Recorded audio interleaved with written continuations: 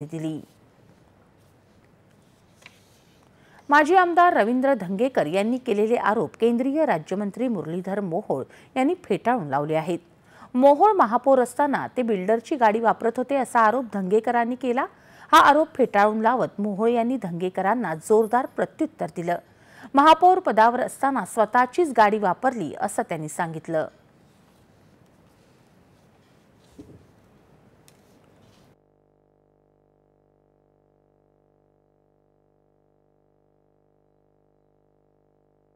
मी तुम्हाला सांगतो, पुण्यातला पहिला महापौर आहे ज्याने स्वतःच्या खर्चाची गाडी वापरली 2.5 वर्ष। महानगरपालिकेची गाडी वापरली नाही।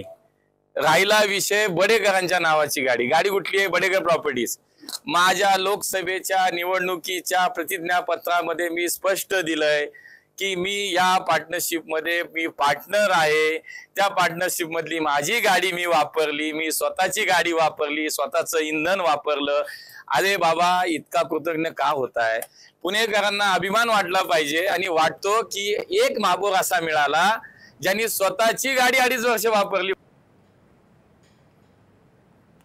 मोदीज मिशन या सुप्रसिद्ध